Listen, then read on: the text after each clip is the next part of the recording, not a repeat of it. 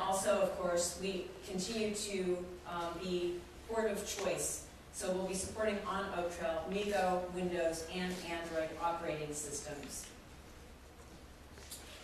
Now, just to show you some of the momentum, some of these are Oak Trail, some are Pine Trail, but we have a number of OEMs, basically in every category of OS. People are readying their tablets based on the Intel Atom product line. And I wanted, sorry, Dan to come up here. I just wanted Dan to talk through and show you a couple of examples of what's going to be available. So here I'm holding the ExoPC. This is a product from a Canadian company, ExoPC. They call this the ExoPC Slate. It was launched late last year. It's currently available in the US, Australia, Canada, and now in Europe. What's interesting about the ExoPC is, well, it's based on our current generation Atom platform. ExoPC's developed a custom user interface here for touch. So you can see they've done a nice job with the touch interface. But it's actually a full Windows client as well. So I can push and quickly switch back into a full Windows mode. So with the ExoPC, you get this touch tablet usage as well as a full client PC usage as well. So that's our current generation Pine Trail ExoPC.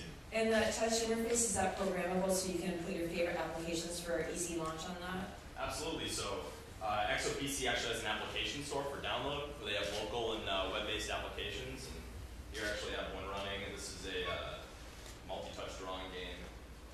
See that there. So it's a more elegant solution then.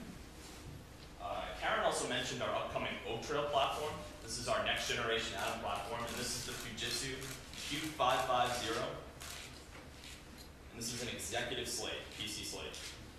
And what's really exciting about Oak Trail is that it's optimized for a tablet form factor. So this is a fanless design, very slim and attractive form factor.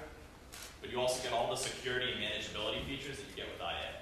So Fujitsu's done a nice job of combining a lightweight tablet form factor with security for an executive class slate PC.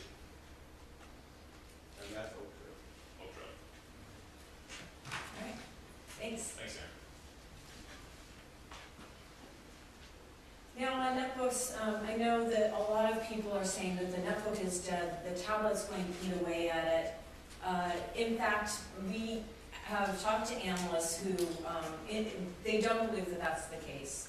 What we're showing on this chart is data from IDC, netbooks shown in green and tablet growth shown in orange. So you can see that over the horizon, both have healthy growth. Now tablets do overtake netbooks, and they both are growing pretty healthily over the horizon. So you can read the quote on the right, and I'll talk a little bit more in a couple of slides about why we think that there's room for both of these companion devices in the market. But first, we have some data also from IDC that shows what netbook users or previous purchasers actually think about their technology. You can see here on the left-hand side, we're showing the average user satisfaction rating across a number of different geographies. The total's shown to the far left. So you can see that overall, most people are very satisfied with the notebooks that they did purchase. I don't know why in Japan people are a little bit less satisfied, but someone here can tell us.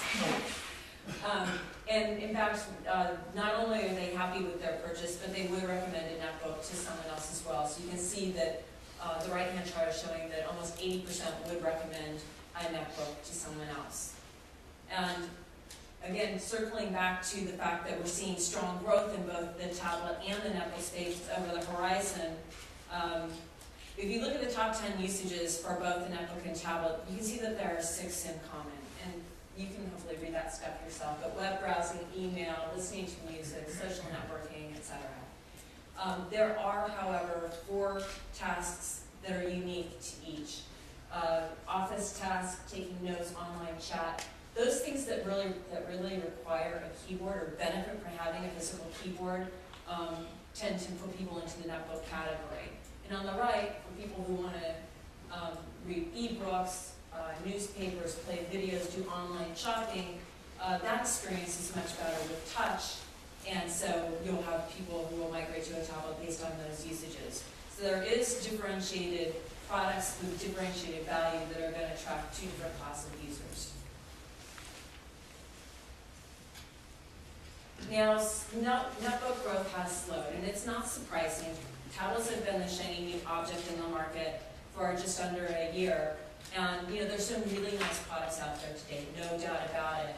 But what we have to do in the netbook space, and what's happening in the netbook space, is we got to bring innovation back.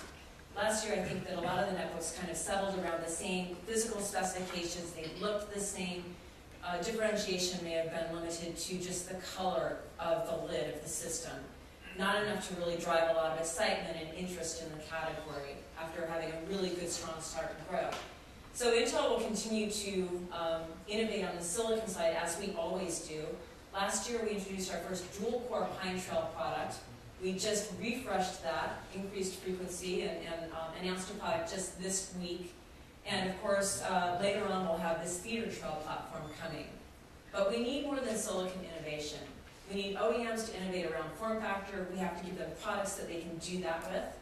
We want to add in capabilities like Sync that will actually allow these companion devices to be better companions to the PC, that allow you to better manage your content across your PC and your netbook.